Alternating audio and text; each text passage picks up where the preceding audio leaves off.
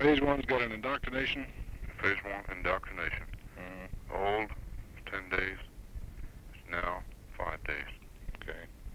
Phase two Okay. was 16 days.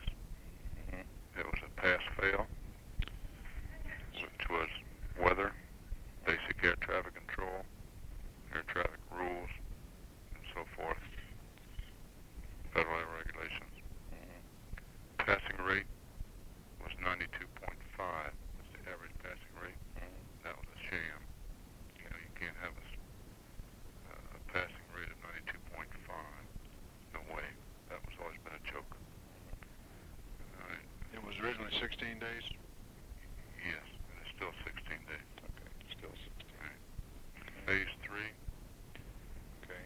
All right, which was VFR tower control operator. Was 15 days. Was non-pass fail. Has been dropped. Pass fail. Okay. All right, and this, you'll need a copy of this, but this is the briefing as of this morning. This is this morning's briefing. And the superintendent's comments was anybody can be a non-radar controller, doesn't need, it can be a VFR tower controller.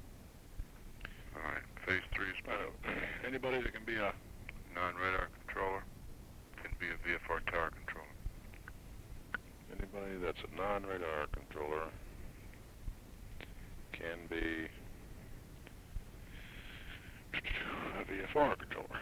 Okay. You tell that to people in Opelika. Yeah. Okay. Phase four was terminal non-radar approach control and non-radar fundamentals.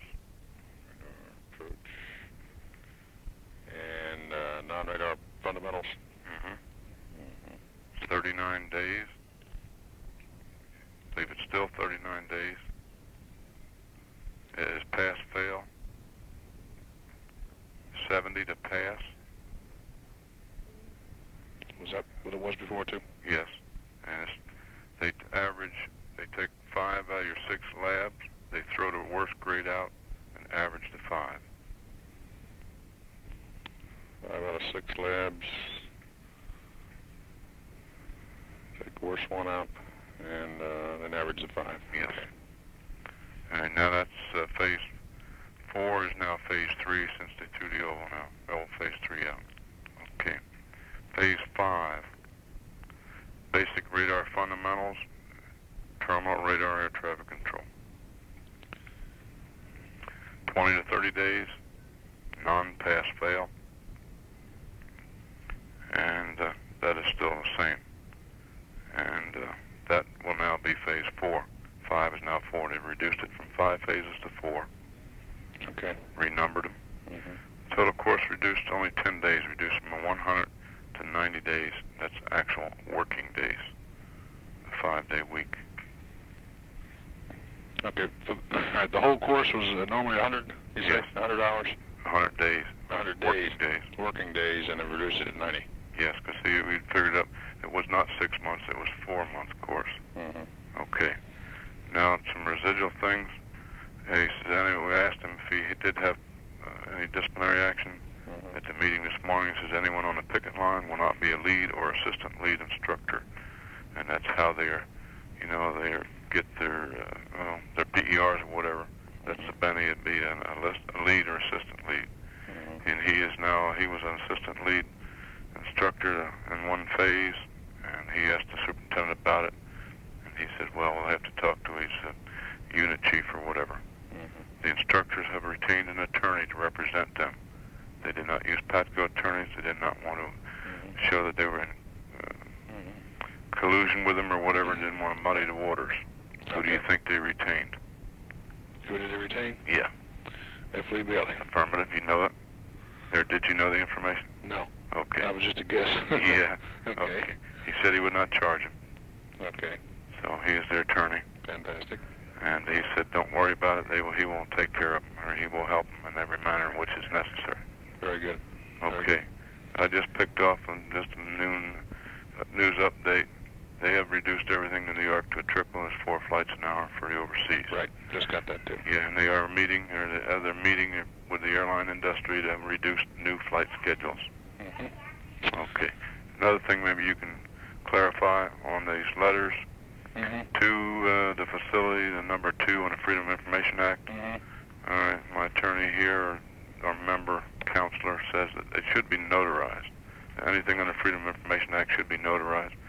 Can you confirm or shed any light on that? Because the briefing package does not say it should be.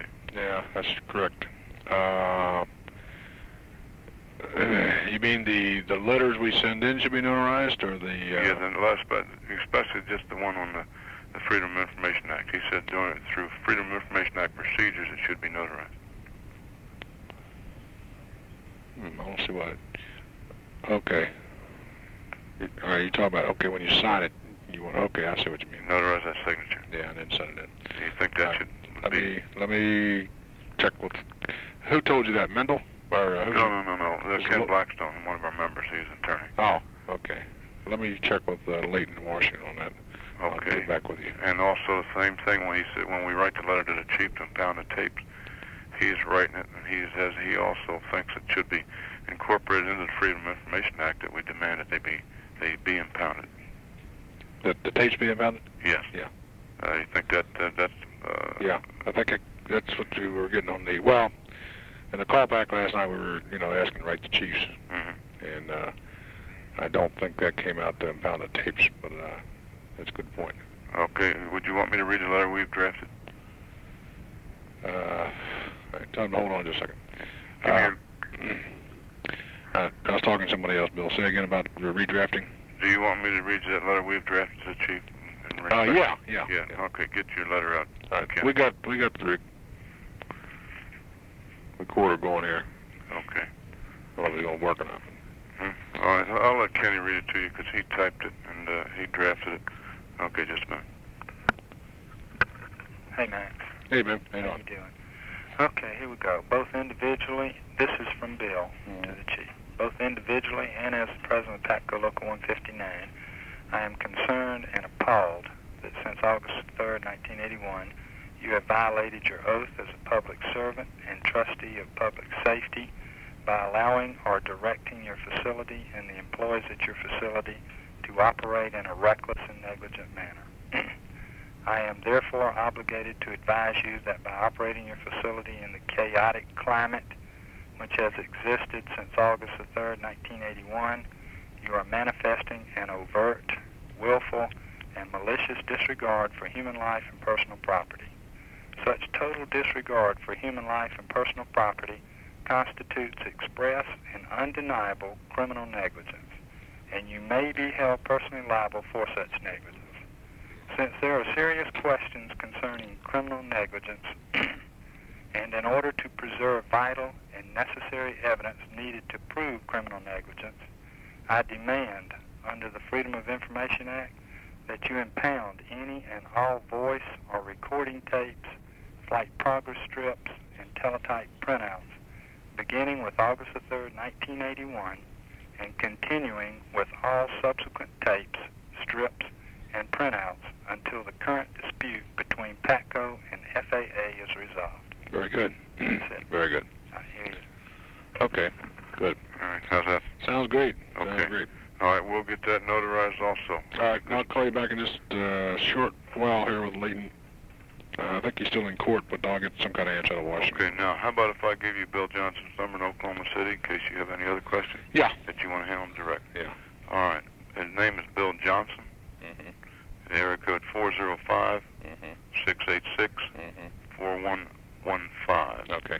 And that's his work number. Let me get his home phone number also in case it gets after 4:30 or whatever. All right, 405 722 3201. Okay. All right. Very good, Bill. Okay, Thanks a lot. bye. Appreciate it. Good job. Expected in the New York Times, Time Magazine, and a cover story in Life Magazine. It was the cover of Abbey Road that started it all. As you look at the four Beatles, you'll notice that Paul is the only one out of step. To draw attention to Paul, Also, Paul is the only one barefoot, which allegedly is how people are buried in several countries. The Beatles are shown walking in a specific order. John dressed in white, as a religious person would be. Ringo is dressed as an undertaker. Paul, shabby suited and barefoot, resembles a corpse. And finally, George, in old jeans, is a gravedigger. The cover of Abbey Road is a funeral procession. A closer look at Paul will reveal...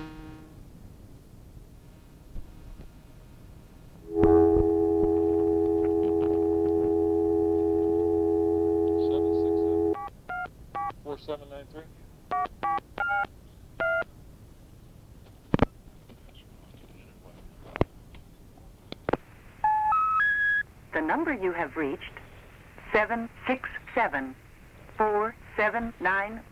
has been disconnected. 76.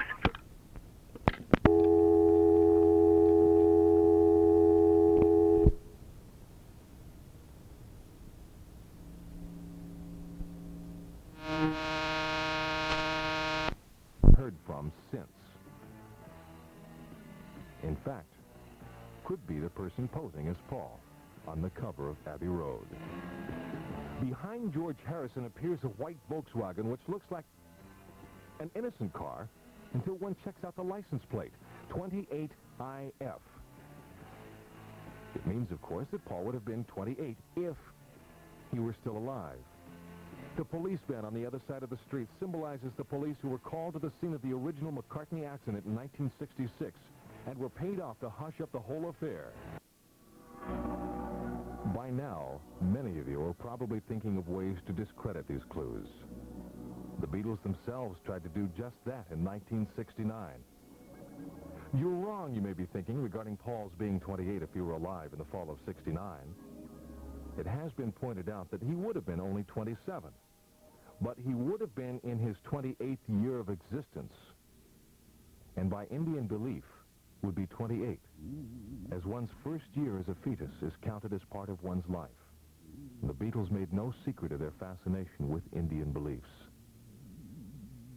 The back cover of the Abbey Road LP held interesting clues also. The name Beatles has a crack running through it on the S, making the name imperfect.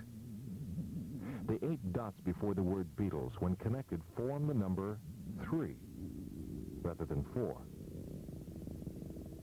When visiting the wall in 1970, there were in fact 13 dots on the wall, but the picture purposely included only these 8 dots. Passing through this otherwise clear photograph is a girl in a blue dress. What's the reason for this? Hold the album some distance away and observe her elbow. What will appear is the image of Paul McCartney's profile. Songs on the Abbey Road LP also held some revelations. The first song, Come Together, is particularly telling.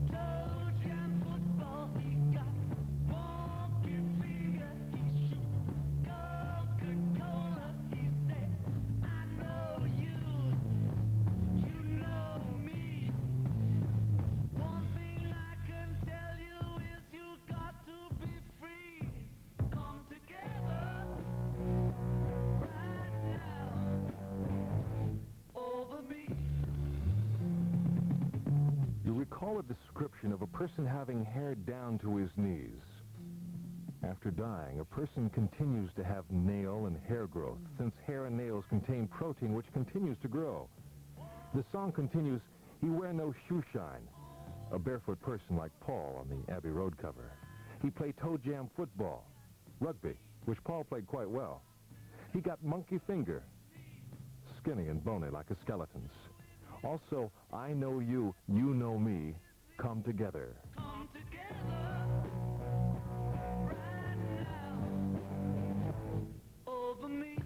According to the theorists, Paul's singing from his grave. You'll also recall the line 1 and 1 and 1 is 3. This refers to the fact that there are now only 3 Beatles. The song Sun King draws its title from historical literature. The Sun King was a name given to Louis XIV of France. This powerful monarch was the subject of Alexander Dumas' Man in the Iron Mask, a piece of historical fiction about a twin brother of Louis who was sentenced to wear an iron mask to prevent his public identification.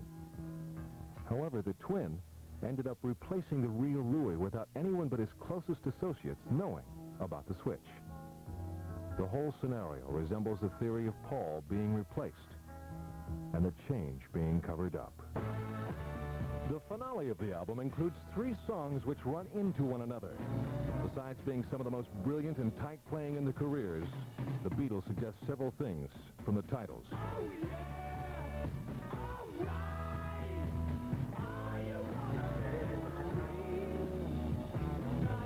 Golden slumbers, a long sleep. Carry that weight, a corpse-filled coffin. And the end, no explanation needed.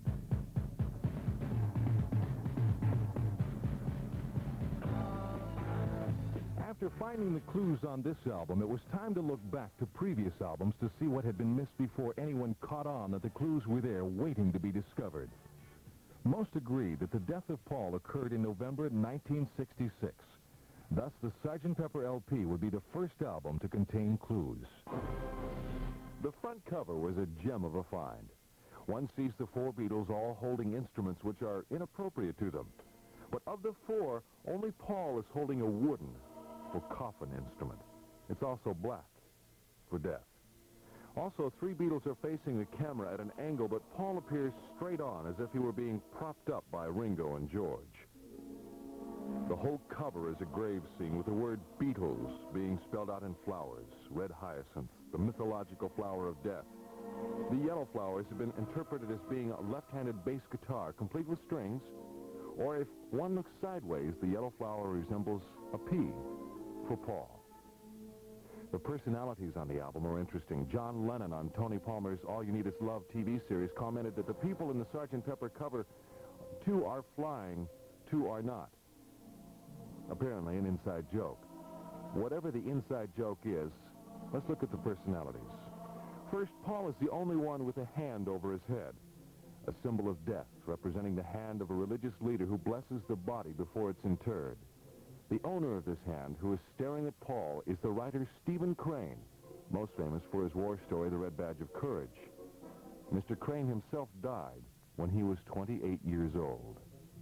Another of Mr. Crane's short stories is called The Open Boat and concerns 4 men who struggle to survive in a lifeboat.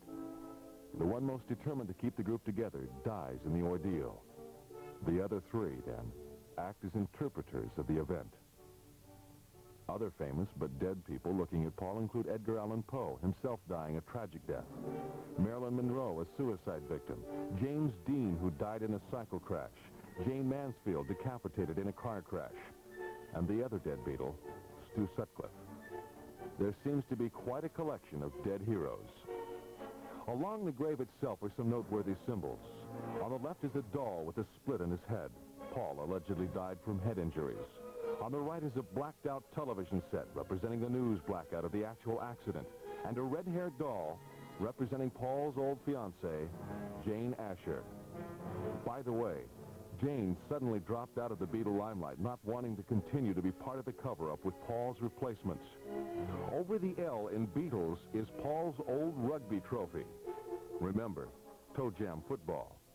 To the far right is a doll seated in the lap of a deathly figure who is wearing a blood-stained driving gloves. In the doll's hand is a white car, possibly representing Paul's white Aston Martin, which he was driving on that fateful night. The inside of the car is blood red. On the doll's sweatshirt is written, "Welcome, the Rolling Stones." The Rolling Stones were involved in the cover-up, according to the theorists. and this was the Beatles' way of thanking them for keeping it a secret. The cover of Sgt. Pepper conveniently opens up. The inside photo again shows Paul being propped up by two other Beatles. Paul in the fetal position, which is how Indians bury their dead. A closer look at Paul's uniform shows his white bars and epaulets trimmed in black for death. But the real clincher theorist felt was on his left arm. Paul is wearing a patch which reads OPD, which in England stands for officially pronounced dead. In America, the equivalent of DOA, dead on arrival. The Beatles tried as hard as they could to discredit this clue.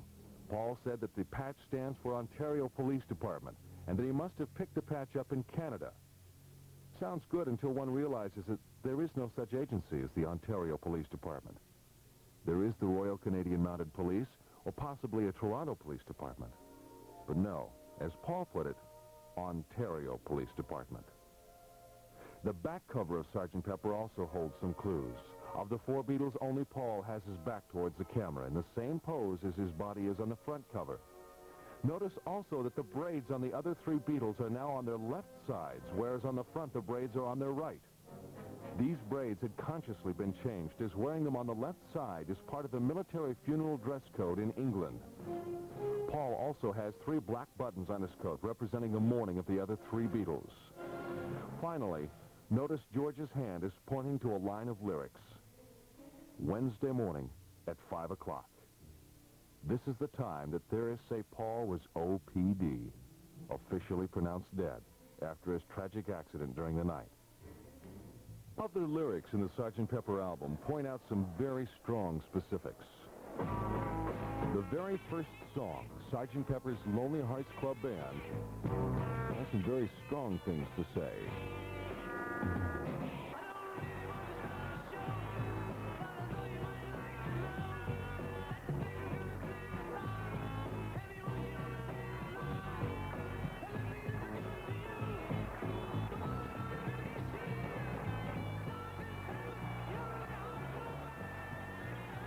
It was rumored in 1969 that Billy Shears was the name of a band leader in England. But when he died in 1947, he said he would be resurrected in 20 years. The LP was released in 1967. What would you think if I sang out a tune? Would you stand up and walk out on me?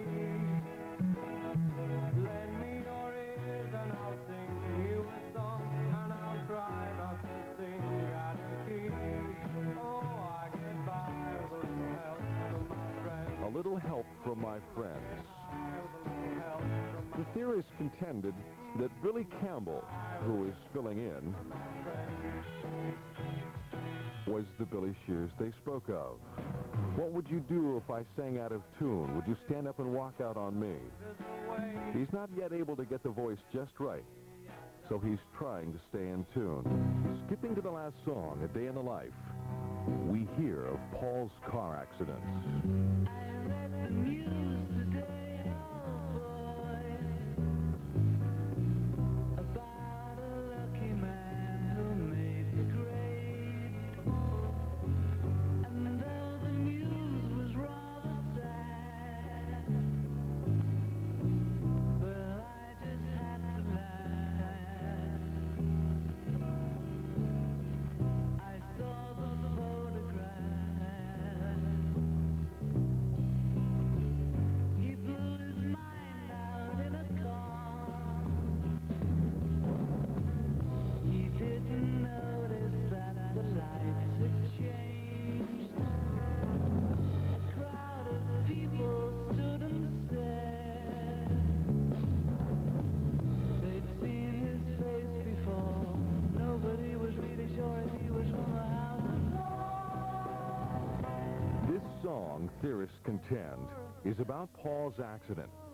Although the crowd thought it was somebody famous involved, they weren't sure. The news was covered up, so anyone who may have been a witness never knew for sure who it was. This song corroborates the belief that there was a car accident and that Paul died of head injuries. As the story went during the early morning sessions for Sgt. Pepper, Paul stormed out of the studios mad at the others, and after taking a few drinks, proceeded to drive off into the night. Some believe he picked up a hitchhiker named Rita, who, after recognizing her famous driver, jumped all over him, causing the accident. In another song on the LP, Lovely Rita, are the lines, I took her home, I nearly made it. Other lyrics of interest on the album include From Fixing a Hole, I'm fixing a hole where the rain gets in and stops my mind from wandering. Possibly a reference to an injury of the head. Within You, Without You says life flows on within you and without you. The Beatles went on without Paul. And even the innocent Good Morning tells us now you're in gear, a car, and nothing to do to save his life. A final mystery on this album appears on the English pressings on the Parlophone label. At the very end of side 2, right up along the label, is another groove. If you have a manual turntable, which doesn't automatically shut off at this point, one can make out some voices reciting a short group of words. While the exact meaning varies according to different people, some have interpreted this groove to be saying such things as Lucy Abbey all the way, or He's found heaven, Just see what you want to see, or Inshallah never. We'll play it twice more. What do you think it says?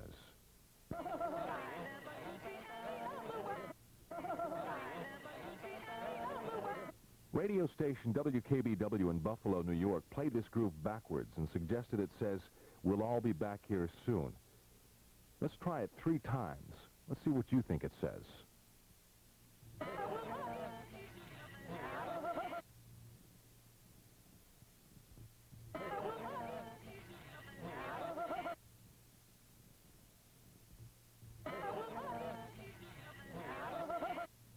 It does not appear on American pressings, but that it exists at all is an indication of the lengths the Beatles would go to try and hide messages in their albums.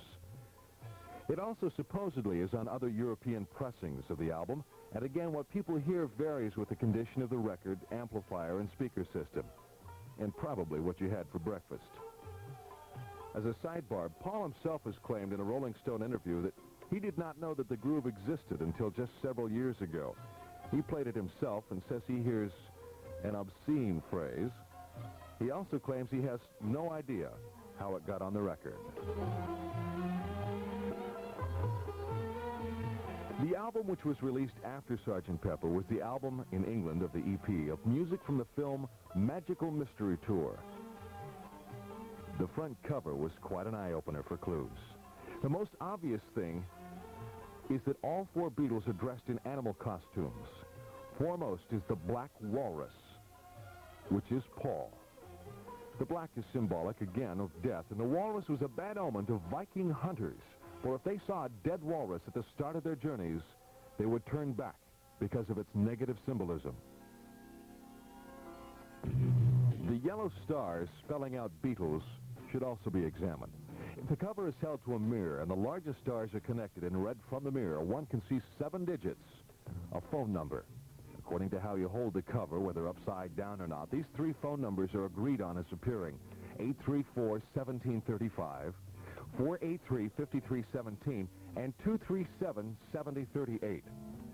It was common in the fall of 1969 to call these numbers in London.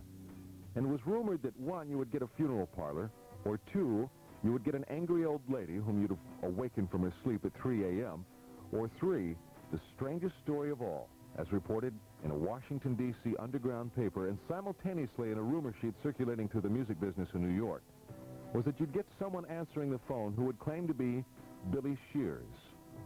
After quizzing the caller on Beatle trivia, he would promise to send you tickets to Pepperland. It was reported that 3 Michigan students received such tickets in the mail with the inscription ADN on the envelope. Apparently, the stamps on the envelope, which the receiver was instructed to lick, were laced with LSD, because one of the Michigan students did lick them and jumped from the window to his death. The second student claimed to have already been to Pepperland in the Caribbean Sea and was returning there on the upcoming November 27th. The third student, when queried, just laughed. By the way, if you call these numbers today, they're all out of service. The Magical Mystery Tour album contains a 24-page booklet, which contains some startling clues. We'll have those in just a moment. when we continue with our program. Is Paul dead? Turn me on, dead man. Z93's next I Love You Atlanta party is very special because it's at a very special place. Join us at the new Rusty Scupper restaurant on Peachtree Road in Buckhead across from Tower Place. There'll be the usual fun and free beer, and you can register to win a brand new 1981 Lynx hatchback from Z93 and Nationwide Auto Parts. So we'll be looking for you this Wednesday from 5 till 7 p.m. for the Z93 Rusty Scupper I Love You Atlanta party. No one under 21 admitted, proper attire required. KTEL's Making Waves, Sound Waves, with sensational Diana Ross. Rocky Burnett. The Spinners. Allie Thompson. Wave After Wave with Pat Benatar, Pure Fairy League, Air Supply, Captain and Tennille, and Benny Mardonis. Sound Waves, sizzling with grace. Robbie Dupree. Jermaine Jackson. Number one from Lip Sync. Today's biggest hits are on Sound Waves. It's in tune with the 80s from KTEL. Available in stores now. Don't go to sleep tonight. It could cost you money, because right now, CMC Stereo is having a giant 24-hour sale. From now till tomorrow at 6 p.m., you'll find super low prices on receivers, turntables, speakers, tape decks, car stereos, and more. Plus, each hour, we're taking one of these special items and slashing the price even more for some of the best stereo buys you've ever seen. This is the hour to get a super deal on car speakers, while the Jensen J1069 coaxials are just $39.95 a pair. And next hour, you'll save big on a Pioneer belt drive turntable. CMC Stereo's 24-hour sale. We wouldn't stay up all night if we didn't have something really special. The right hand lead can go all the way. He's the voice behind the voice. I can make it happen for you. The face behind the face. The one who's charming, somebody cute. The mind behind the fantasies of millions. Those people in there are going to be fighting for your autograph. He's the idol maker. I'm building him into a legend. He could do it for you. The Idol Maker. Rated PG. Parental guidance suggested. Now showing at Buford Highway, Roswell Village, South DeKalb, South Lake Plaza, Town and Country, and LaFont Terra. Z93. Is Paul dead? I'm Dave Fox, and today we're going through some of the clues that pointed to the death of Paul McCartney. Today's program, by the way, has been written by Joel Glazier, a Beatle expert recognized around the world. On page 5 of the Magical Mystery Tour booklet is an interesting photo. We see the four Beatles dressed in their costumes with the Black Walrus at the piano. Behind the Beatles are men dressed as surgeons. These men symbolize the surgeons who tried to save Paul's life after the accident. On the concrete structure in back of them are policemen, representing the ones who appeared at the scene of the crash and who were paid off to hush up the whole affair. What is the concrete structure? It suggests an unmarked tomb. The top half of the photo on page 6 has a sign which says the best way to go is by M&D Company. M&D Company is a funeral company in London. Above that sign is a depart sign with a time, 8:34, the same 3 numbers which some see in the cover's phone number. But we can't see the arrive back time. Paul departed on that fateful night, but never arrived back.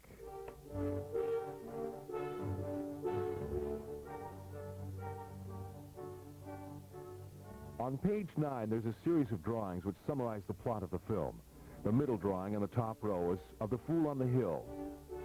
There's a drawing of Paul, and the L from Hill continues and splits Paul's head. The left bottom drawing shows all 4 Beatles, and again, John has his wizard cap Paul has his black petals and red nose.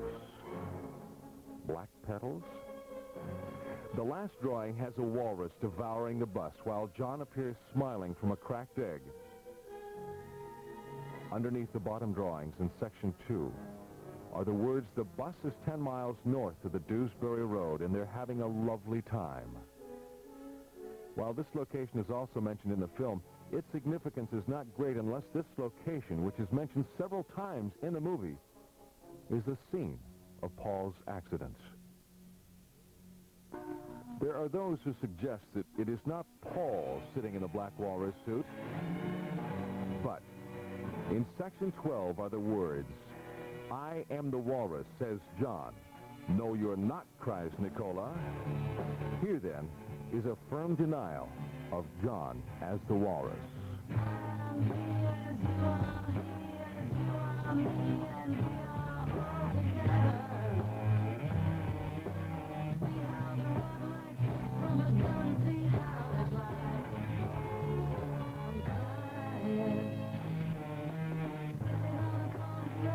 On pages 12 and 13, there's a photo of the Beatles again, with Paul being barefoot. This time, however, we're treated to the sight of his shoes. Look closely. His shoes are stained with blood. Some argue that the red is just a runoff printing error from the drum, but we can easily see that the shades of red are much different, and if it were simply a printing error, it would have been corrected on later copies. The stains are still on current pressings. The drum has a message for us, too. Written on the drum is the message, "Love the 3 Beatles." And we all know there are 4 Beatles, unless, of course. Everyone's favorite scene appears on page 23, with the Beatles decked out in white tuxedos. Notice that Paul has on a black carnation, while the others are wearing red. The Beatles said, "We ran out of red ones and happened to find a black one backstage." Do you know how rare black carnations are? Not likely that one would be found lying around. The only other black or dead flowers are, in fact, being handed to Paul by the girl on the left of the picture. The final photo in the book on page 24 shows everyone happily waving at the camera. Look at the top row. You'll see that Paul is the only Beatle with a hand over his head. As with Sgt. Pepper, Magical Mystery Tour also contains the lyrics to the songs, which makes the task of finding clues so much easier. The title song hints at several aspects of Paul's death. The lines, "The Magical Mystery Tour, dying to take you away," is thought by some to suggest the ambulance that took Paul's body away from the scene of the accidents, and inevitably to his final resting place. In Strawberry Fields Forever, listen closely to the end of the fade-out. You can make out the sound of John saying, "I buried Paul." Let's listen again. To make it a little easier, let's speed it up to 45 RPM and see if you can make it out a little more clearly.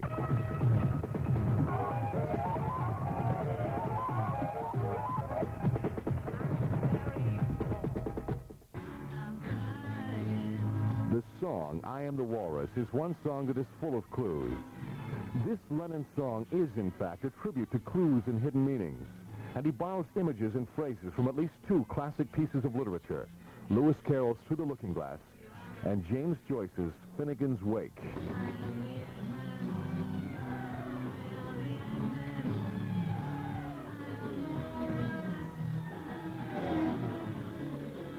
A line from Finnegan's Wake. It's said by the character Humpty Dumpty. An Eggman? Humpty Dumpty in Looking Glass is the explainer of things. In this song, John is acting as the explainer. And of course, using the character Humpty Dumpty is interesting because, as every child knows, Humpty Dumpty fell and cracked his head open. As the chorus of Egg Children fades out, the sound continues until you hear a man's voice in the background. Listen carefully. You'll hear a scene from Shakespeare's King Lear.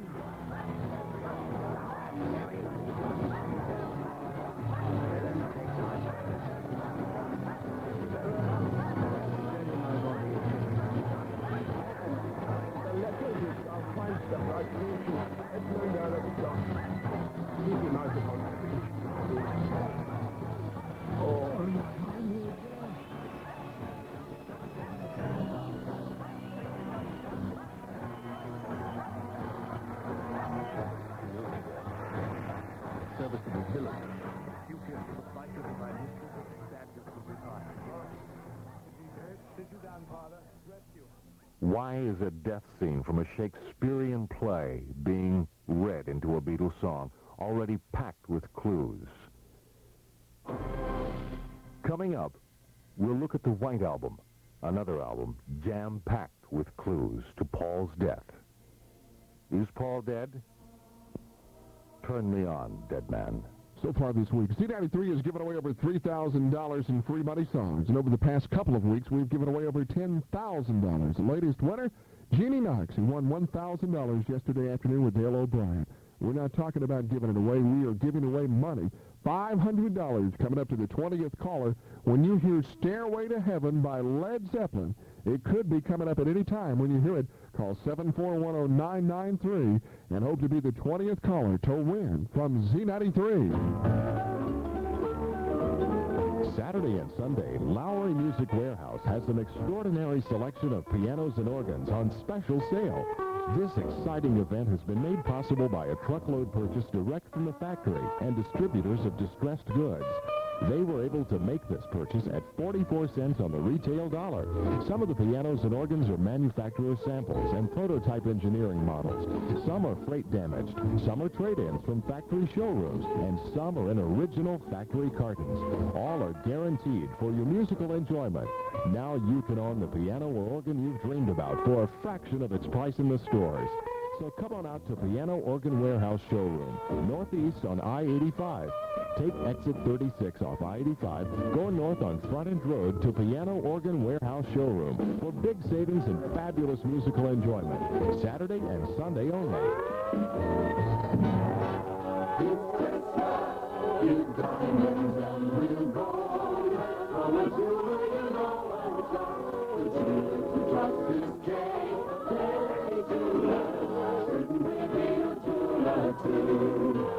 Is there a special man in your life? Sure is. This Christmas, give him fine jewelry. Fine jewelry? Doesn't it cost a lot? Kay has men's 14-karat gold bracelets for only $99. Plus diamond rings, gold signet, and gemstone rings. Gold chains? Lots of styles, and gold medallions and charms to wear on them. Maybe a watch. Oh, you'll find lots of famous names, all backed by Kay's own additional assurances.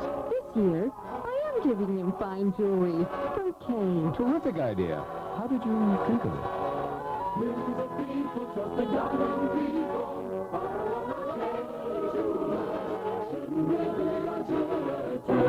Shop now for special values at the Kay Jewelers nearest you. Check the yellow pages. Friday nights are looking good on 5, beginning at 7:30 with PM Magazine, a lively, entertaining half hour with all new stories every night, followed by The Incredible Hulk, The Dukes of Hazzard, Dallas, and News Scene Tonight. Yes, your favorite CBS shows are on WAGA, right where they belong.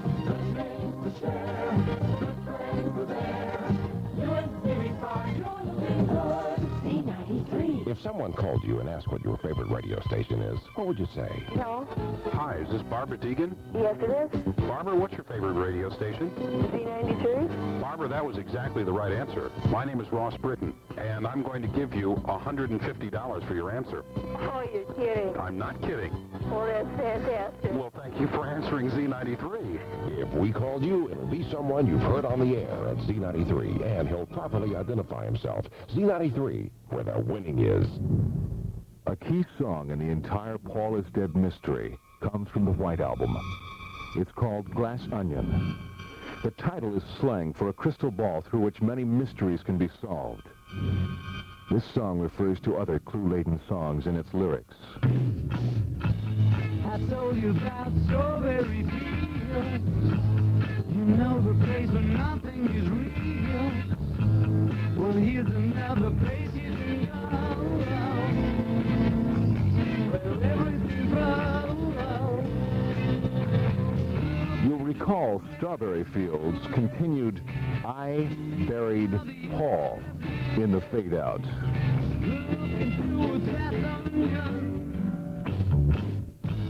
I told you about the war is to me, man. You know that we're as close as can be, man. Well, here's another clue for you all. The walrus was Paul, a key phrase because for those who are still not convinced that the walrus in black was Paul, here are the Beatles being as explicit as can be. Can we doubt the Beatles themselves when they're purposely giving us a clue?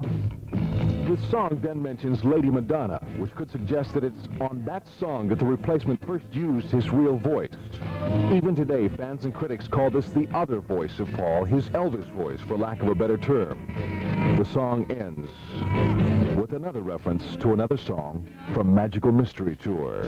I told you about the fool on the hill. I tell you, man, he living there still. Well, here's another place you can be. Listen to me. Send a hole in the ocean. The makers of hell join, yeah. You'll recall the drawing of the Fool on the Hill and Magical Mystery Tour, in which Paul's head is split. You know, he's living there still. Is Paul dead?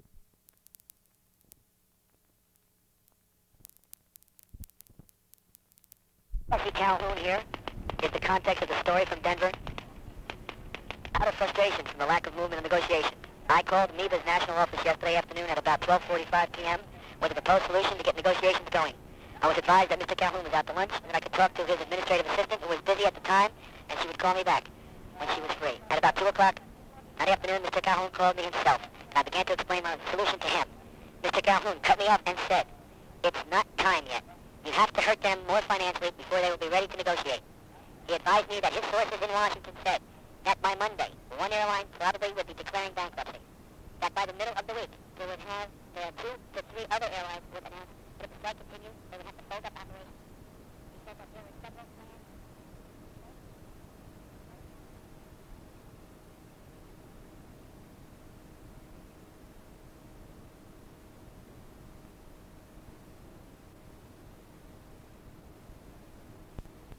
We will have to, let me get it straight here, right? We will have to develop a closing plan, a consolidation plan that shows the time and date and the alternative services that will be provided to the user community before we go about any consolidation. In other words, what you're saying, so solid 13, it will be after 85 before anything is... That is correct, because they can't even be begun.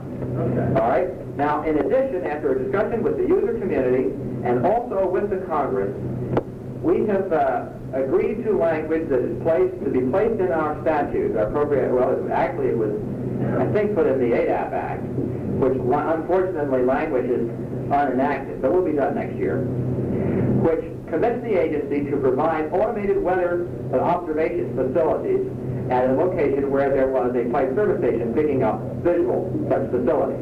That technology is, I would guess, 60% complete, but not yet fully certified by the agency and not yet fully demonstrated its viability.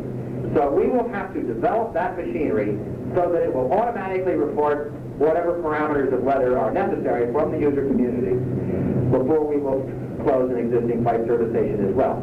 So if you just count ahead, the first facilities are not really due to be commissioned until 1985, and that's only 14, and then 12 thereafter. And after the first one is open, we then develop a plan, and we have to develop the technology. It is clear, I hope, that we have done everything we can to give people a long lead time notice about change, to tell all the users and the folks who are affected exactly what we intend to do, to develop a staging plan that is fair to everybody concerned, and also a provision of alternative services that provide no less than what they are getting today. That's being, of course, to the primary benefit of the pilots who use the service, which is the primary purpose of it all in the end. So I really have tried to go out of our way to make this process understandable to everyone who's affected and to make sure that it is demonstrably better than anything that we have there before.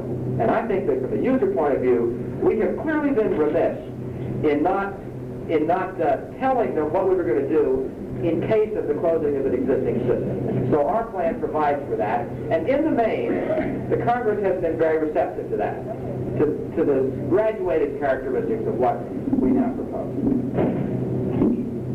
All right? You can read the question too. I can indeed. After such a lengthy delay, why is the FAA now so willing to sign the contract? Now, you're talking about current over there, I guess. We're stealing it for tomorrow, but if you want to wait until tomorrow, I'll tell you why. Okay, there's a footnote on this. Maybe you can answer that also. Has PATCO's recent contract proposal influenced this? I can tell you the answer from my point of view is that it is not. We have not gotten a PATCO proposal yet, though there has been a draft one circulating around. We have our own. We have a response to the PATCO proposal that we will exchange like emissaries on the field of battle sometime in December. This is appointment as current will be. But no, there's a lot of changes notes between myself and PATCO. What is the latest on the PATCO strike, and how could this affect flight service stations? Well, I would be happy to answer that, Mr. Grayson, from the Phoenix Flight Service Station. Let me describe what I believe is a kind of a fix that PATCO's got itself into. In 1978, they had slowdowns, as you all are aware, around the United States. And the agency's response to that was what I would describe as a traditionalistic response. We didn't move too hard against it. It was illegal, but we weren't well organized. And it was one of the dumbest things that PATCO ever did. I mean, the Congress got so mad they took away a second career. They did a whole lot of things as a result of that. It just destroyed their credibility. And a very, very serious mistake to the Controllers Union. 1978 slowdown. It was admitted within the union's confines to be that way. So rather than follow the high road, as I would have recommended following the law, they regathered themselves together, so the rumor is, and decided, well, the only way for us to act, since shutting down part of the system doesn't work very well, what we have to do is to shut the whole thing down entirely. Then they can't get around it. So that is what essentially the new war activist or radical or whatever you choose to call the president of PATCO, Bob Foley, has done. He's raised a strike fund, which we believe is illegal. The Federal Labor Relations Authority disagreed with us in that. I disagree with the Federal Labor Relations Authority, on the other hand. Then they published, I'm happy to say, in voluminous depth, a detailed plan for a strike. With all kinds of stuff. How do you reinforce each other, spread the loan payments out, spouses get another job, so on. That was the plan, which I must say, in all fairness, was prefaced by the statement in the same document that strikes were illegal. And they have buttons and so on. So I decided, as a matter of tactics, that I was going to talk about this, and I was going to tell the Congress and the user community what was coming along. That had caused great consternation in the ranks of PATCO. They didn't like this to be discussed, and we have placed the document on the table in front of television, so on, and the Congress has gotten copies and so on, and there is a great agitation amongst the user committee and a strong feeling of disapproval on the Hill. And if you think that it was strong under the previous Congress, I invite you to speculate what the current Congress, which has not noticeably moved to the left, will be. There are a few other Phillips in here. I was amused by my colleague Bob Foley's reaction to the description of what he was doing. What strike was the reaction to all that, and what plan, and so on? Well, and this plan is only here in case the Congress legalizes strike. Again, I invite you to speculate on how likely that is going to be in the next Congress. Anyway, the dilemma, in short, that PATCO today faces is whether or not to follow the law or not. If they do not, I can predict only the most dire consequences in light of the attitude of President-elect Reagan and of the Congress, and of the public and of the user community. I am deeply concerned that the union movement throughout will suffer greatly if this happens. There will be guilt by association, there will be more punitive actions taken, Justice Department is less and less tolerant of this kind of thing, and I worry about the continuation of the union. And so I hope that the legal courses will be followed, and I am certainly for my own part doing everything to make that possible, to facilitate that for us. I'm not sure that's a complete enough answer for you, but that's Tracy. Well, okay, the question was, what if they leave? That's a strike, right? And it's all the same thing. Well, what really can they do about it? I mean, Congress is legal. How do they go about replacing it? How are you going to do that? Well, first of all, not everybody's going to leave, okay? But we have a contingency plan, which I'd like perhaps to make available to you folks. We just published it, in case of a strike, in case of a walkout. And we intend to run the system with what supervisory personnel remain and those controllers that choose to stay on the job. And we can provide a very substantial level of service. We can provide maybe 30% of the ATC services at certain hours. The impact on most general aviation will be less than you might think because they can go VFR. And that's a worst case situation. We have constructed our contingency plan from a worst case situation. So if some of the folks choose to stay, and I'm very confident will be the case, we will build capacity into our system from there upwards. So we are prepared for it. Now, the question of what will happen if people violate the law? Yeah, I think they are likely to lose their jobs. I really do. And I think that the answer to that is that today, 1980, is not 1970. In the attitudes that the public and the Congress and the administration of whatever party might have towards illegal activity, I think that it is going to be intolerant of illegal activity as it was more tolerant of illegal activity in the years 10 years ago. The problem is, here's the fundamental dilemma. In addition to the shift in public attitudes in our country, it is this. The controllers the unions can no longer claim that the legitimate grievances that were theirs in the late 1960s and early 1970s exist. The equipment is much, much better.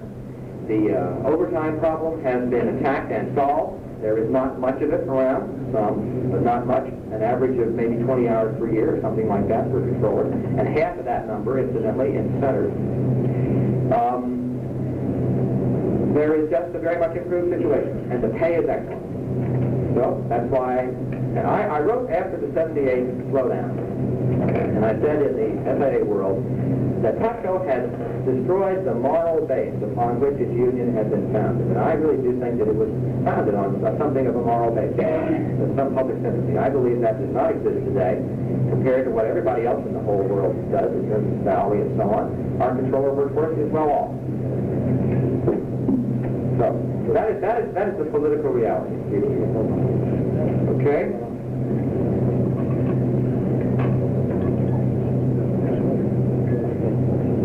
This is a question about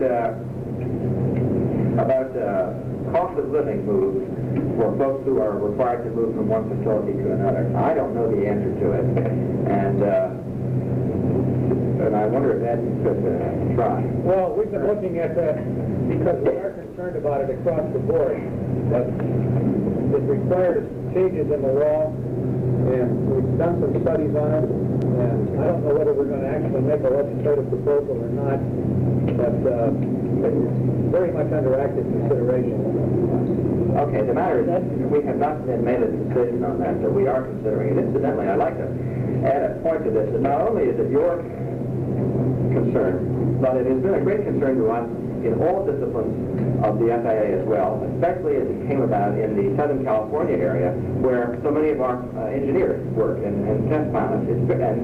Folks moving into that area have an enormous financial burden to shoulder. It is really very heavy, and the government makes no distinction in that cost of living problem to us. And the Blue Ribbon Panel, which the National Academy of Sciences put together to look at our certification process, commented on that inequity. And it is true for folks who want to move to Chicago, L.A., Washington, New York, and other high cost of living areas.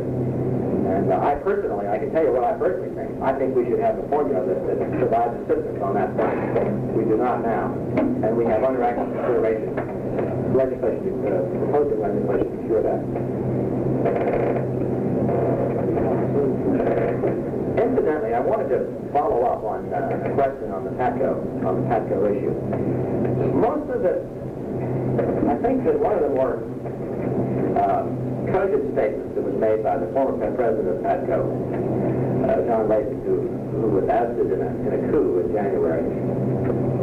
Don't say that about me next February. As I think about it. But anyway, I get off subject. Was that he said that the collective bargaining process is not very encouraging. He called it collective begging. And there is a germ of truth, it seems to me, in that. And it is simply this, that federal employees have an extremely high level of security of jobs. They get paid better, on average, than their private sector counterparts. In most middle-level jobs, the pensions are outstanding, the medical facilities are good. But in return for those excellent conditions of work, the things that folks can negotiate for are limited in the federal sector. They're trade-offs, in other words. And so the things that PATCO wants, the FAA in collective bargaining cannot give. We cannot give a shorter work week, for example. It is a matter of statute. We cannot give the right to strike. I can't do it. The law says that if we enter into a contract and a clause that's in that contract is contrary to federal law, then it's no good. It's vitiated. It's automatically null. So the main things that PATCO and other federal employees want must be given by the Congress, not by me. And so the flaw in PATCO's tactics is to point to the contract negotiation as a focus for strike or illegal activity. If they go out or do something illegal, it is now clear as a result of the 1978 slowdown that Congress will be madder and less favorable rather than otherwise. So the point is that it will not achieve, we cannot be management of the FAA cannot be backed down into granting something that the Congress alone can give. And the membership of the union has been very, very badly deceived by radical talk on that front. Now, there are alternative ways of achieving those goals, which are legislative goals, and they consist basically of political action funds and other ways of getting the Congress behind the movement. But it is absolutely clear to me that illegal activity will not get them there, or anybody else there. And I hope that our folks out there are not fooled by that. So, folks say, well, suppose we have a stick out, the controllers say this. And the answer is that it will have the same consequence as a strike or a mass resignation. Okay, you can do it, but the point is it will disrupt everything. And the Congress doesn't like it, then there is no achievement whatsoever of those goals. So, that is the dilemma that is beginning, I think, to sink in on the PATCO membership. And the leadership of PATCO is really going to have to resolve this dilemma. How do they break the news to the membership that the things that the new leadership has promised and which will undoubtedly find their way into the negotiating document that we get, how does this news carry to the membership that only the Congress can give it and not us? It has nothing to do with our contract. So I'm just going to mail that part over to the Hill. That's their response.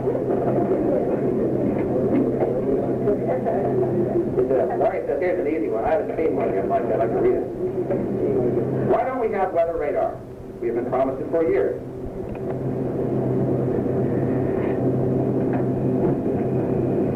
All right, and the second question is, why are flight service stations, which are co-located with National Weather Service radar facilities, unable to tie into their weather radar? I don't know the answer to either of those, but I will ask Ray Van Buren to try. Okay, the answer is going to be the panel tomorrow. Ray will be on it. Also, Ed Kern will be on it. Don Rock is on it from our people, and I would like to pass this one on and we'll answer that tomorrow and give you a better answer than I can.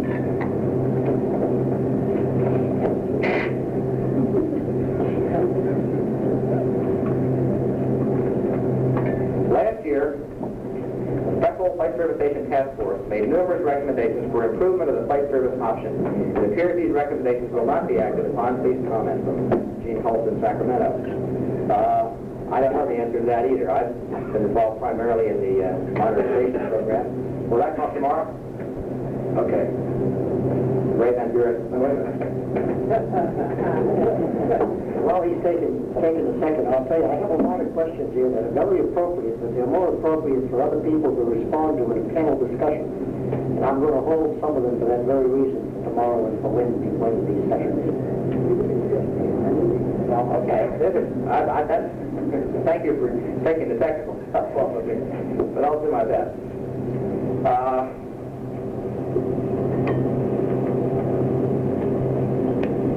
This is from Rich Steinkamp, FMY. Fort Myers. I know Florida. There's January. Okay, Richard. Flight service station modernization includes a consolidation plan. Couldn't this same plan and reasoning be used to justify consolidating all approach control facilities nationwide and make all towers VFR?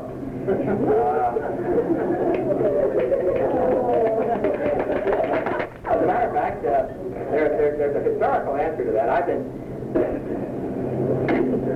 been tickled by the fact that the world seems to be divided into center and terminal options. I mean, people are no longer human beings. They're either a center controller or a terminal controller, and I've tweaked Van Buren a bit about that. We are trying our first tentative step in that direction in Boston.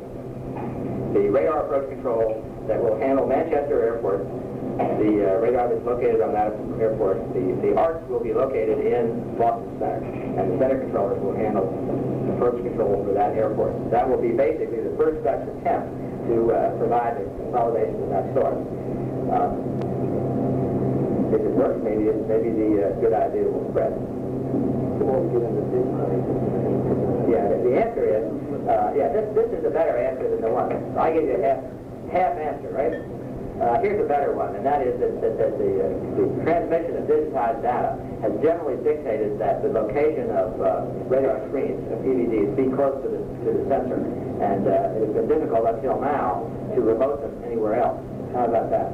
Good. That's a better answer for you. I will tell you this. From my point of view, there is no reason why we should not have approach control and center en route control right close together in the same facility. And we have not even got the digitized system. It's finally worked out. We was actually working on them down in Sarasota, Bradenton, and Tampa, and it's just getting ready to do that. So I think that technical breakthrough will wait. Okay, that's the first part of Richard's Steinkamp's question. Do you feel that, like the rest of the present administration, whoever that is, we have lost touch with the pilots of general aviation aircraft, and the consolidation plan is not only going to reduce government expense, but also will considerably reduce service? No. I think the answer to that is not, and the key to it is the automatic weather reporting facilities, which we have guaranteed will provide at least equal, if not better, service to the user community. But I think that is the key to it, and I think that the suspicion of the program, which was that it's only going to save money, had its roots in a good suspicion. The suspicion was well founded. And I hope what we've done now will provide the answer to that.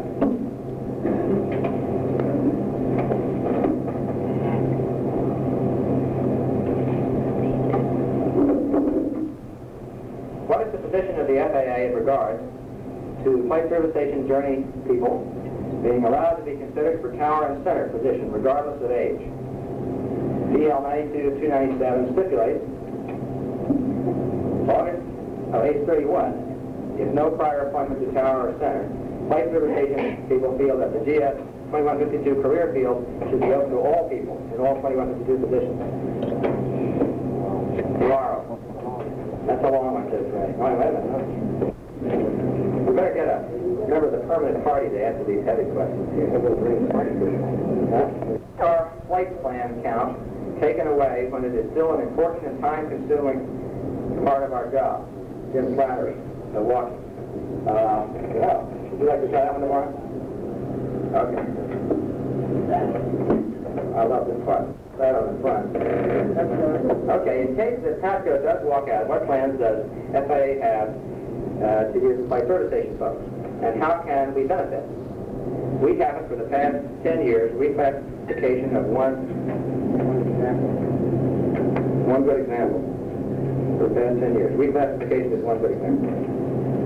Well, I don't know the answer to that. But what happens when Matco walks out, if they do, which I regard as about an even chance, if they use good sense, they won't, but I don't expect that they will do that.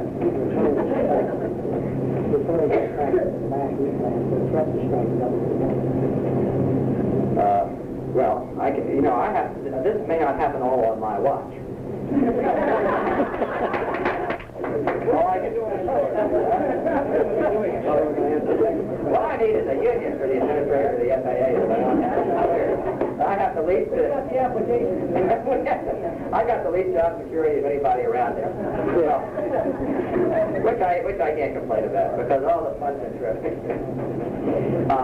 I can't tell you the answer to that. I don't think that a bluff is worth anything, and I'm not supportive of it. And I think I've made that clear. People ought to work within the law.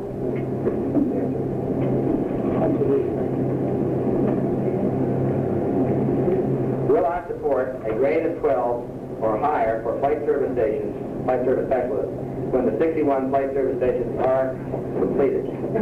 Okay? Now, the first commissioning is in 1985. The last commissioning should be in 1990. And I want to promise you support. Wherever I am, support. Yes, well.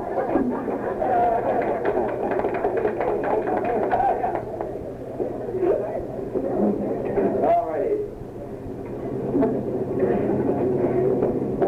Still around. That's probably not bankable. That might help.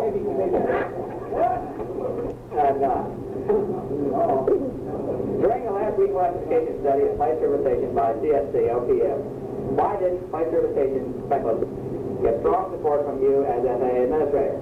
I think we did. I think the answer is that we made repeated recommendations over to the OPM and supported it on numerous occasions and basis, and the OPM chose not to accept our recommendations. Disagree with that. Late 78, early 79 on that one. Back in 77, it was a no-no on a reclassification.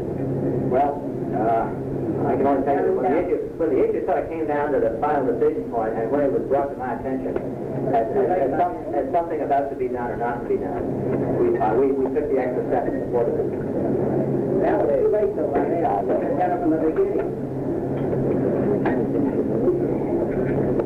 Will the FAA cut staffing at those facilities they wish to close in order to prove that the hub station can provide better service? Well, the question is, it seems to me to raise a good point, though. And the answer is, in part, the possibility exists. And let me tell you why. When we build our fully automated flight service stations, they will require higher levels of staffing than the ones that they will replace on that airport if they are co-located on the same airport.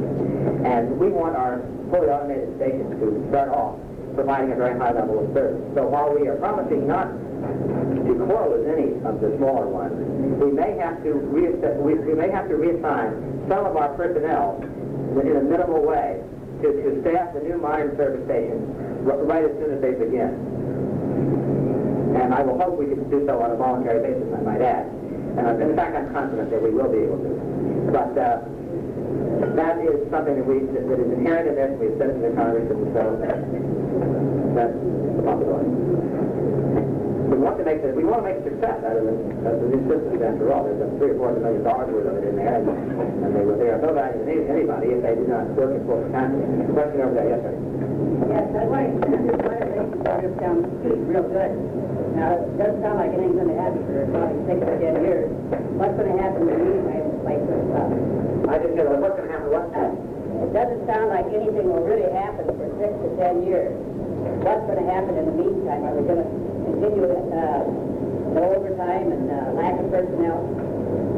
Well, now, first of all, I don't think it's right that anything's not going to happen. I mean, the 1981 budget that has been enacted by the Congress and signed by the President contains $85 million for the implementation of automation. That goes, as I understand it, to buy processors, which will be located, the electrical computers and so on will be located in the various centers and then remoted out to the automated facilities. That's a lot of money and a lot of technical activity, and the 82 budget, as I noted, will contain funds for construction of new facilities, Arapahoe having already been started. So it's wrong to think and suggest that nothing happens until 85. We have essentially solved, in my judgment, the technology question that underlays modernization, and it is going forward at full chat. Okay, now, your question, what happens with the existing states, really? And I think the answer to that is that we're going to have to stagger along as best we can with some modernization, but probably not a great deal more than is being done today.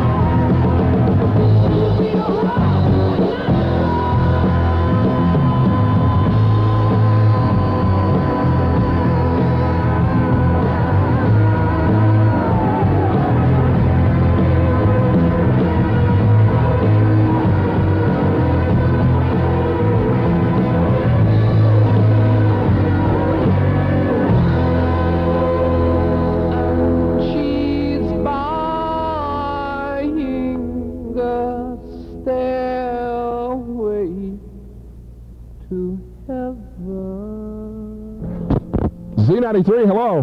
What caller? What caller am I? What caller are you? Yeah. You're caller number 20. I love it. You just won yourself $500 from Z93. Do it. All right, who's this? Larry.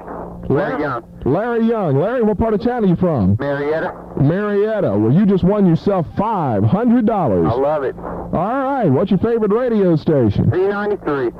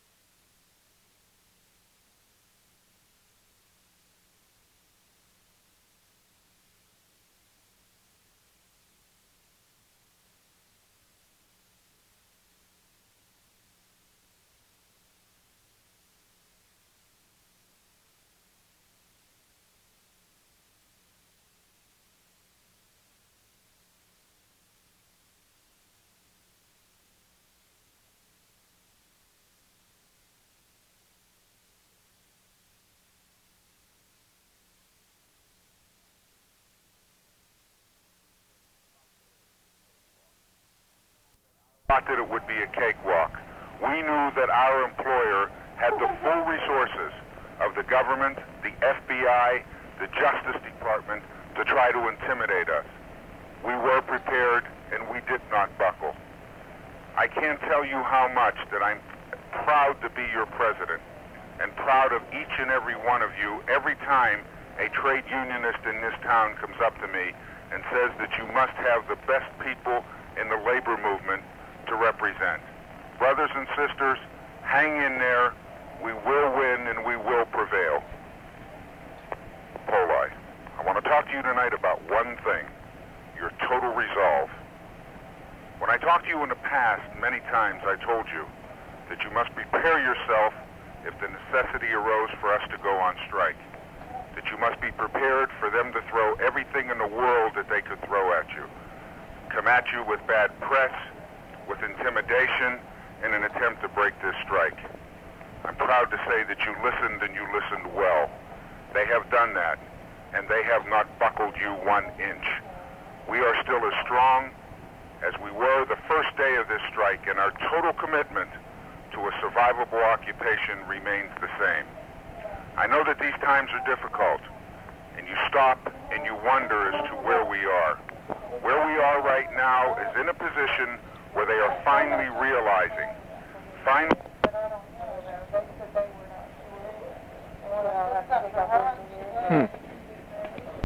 I know, as you know, that it was going to be difficult. We never thought that it would be a cakewalk. We knew that our employer had the full resources, the Justice Department, to try to intimidate us. We were prepared, and we did not buckle. I can't tell you how much that I'm proud to be your president and proud of each and every one of you every time a trade unionist in this town comes up to me and says that you must have the best people in the labor movement to represent. Brothers and sisters, hang in there. We will win and we will prevail. Poli, I want to talk to you tonight about one thing, your total resolve. When I talked to you in the past, many times I told you that you must prepare yourself if the necessity arose for us to go on strike. That you must be prepared for them to throw everything in the world that they could throw at you. Come at you with bad press, with intimidation, in an attempt to break this strike. I'm proud to say that you listened and you listened well. They have done that, and they have not buckled you 1 inch. We are still as strong as we were the first day of this strike, and our total commitment to a survivable occupation remains the same. I know that these times are difficult, and you stop and you wonder as to where we are. Where we are right now is in a position where they are finally realizing through the press, through the Congress, and through concerned citizens, the flying public, that this system is unsafe. Today, I have been summoned to testify before Congress on Friday on the safety of the air traffic control system.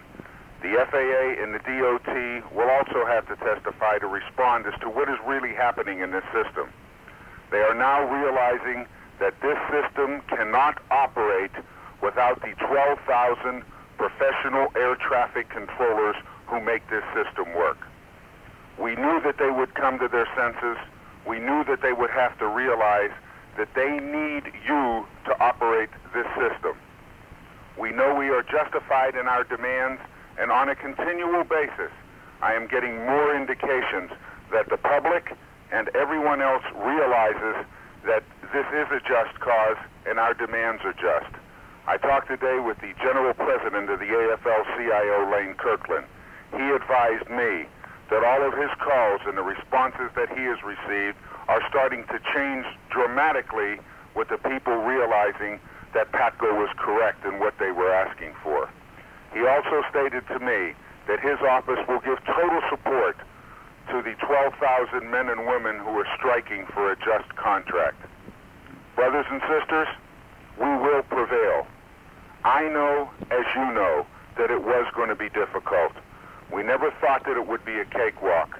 We knew that our employer had the full resources of the government, the FBI, the Justice Department to try to intimidate us. We were prepared